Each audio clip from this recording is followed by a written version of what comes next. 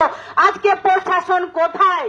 2011 সাল থেকে যেভাবে মহিলাদের উপর অত্যাচার হচ্ছে, 5 বছর থেকে 6 বছর 60 বছরের বৃদ্ধাকেও টাকা ছাড়ছে না। কোথায় আছে প্রশাসন? কোথায় আছে পুলিশ?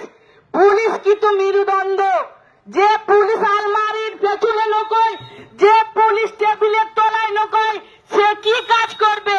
তাদের কোনো নিরাপত্তা নেই। তাদেরকে আমাদেরকে প্রোটেকশন দিতে হবে। সে জনগণকে প্রোটেকশন দেবে।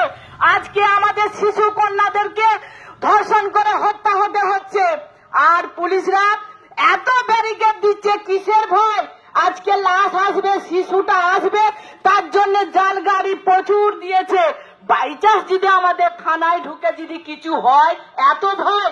আর যার মায় যার কোলটা শিশুটা চলে গেল সারা জীবনের মতন, তাদের কোনো মূল্য নেই, কোনো তাদের দাম নেই। কোথায় আছে সরকার?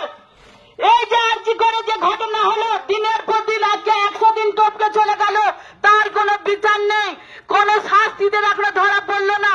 কোথায় রাজ্য সরকার? কোথায় আমাদের? আজকে যে রাজ্য সরকার বড় বড় কথা বলছেন, আজকে যিনি মহিলা, আজকে যার সরকার, আজকে মেয়েরা ধর্ষিতা হচ্ছে 2001 সাল থেকে না 11 সাল থেকে প্রচন্ড মাসে মাসে 3টে করে ধর্ষণ হচ্ছে। আপনারা সব হাত বেঁধে চুরি পরে বসে আছেন কেন জানেন তো? কোন নেতাটা কি বলবে, তার কথা বলবে, তার জন্য আপনারা নড়ছেন না। আজকে যদি পুলিশের যদি মেরুদণ্ডটা যদি শক্ত থাকতো, তাহলে আজকে এইটুকু কেউ আসলে লাগাতে পারতো না মেয়েদের। আর মায়েরা যখন আজকে মেয়ে যখন প্রাইভেটে যাচ্ছে, সেই মেয়েটা নদীর জলে ভাসছে, তাকে ধর্ষণ করে ছিঁড়ে ফেলে হয়েছে, নদীর জলে ভাসছে। কোথায় আছে প্রশাসন? কেন এটা বারবারন্ত হবে?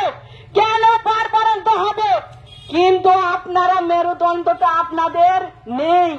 আপনাদের নেতা মন্ত্রীরা যেটা বলে দেবেন আপনারা সেটাই করছেন, কিন্তু আপনারা ভাববেন আর আরজিকর হতে দেব না। আজকে আপনাদের এখানে গুড়া পঞ্চায়েত হচ্ছে, আপনারা আর কি মনে ভাবছেন না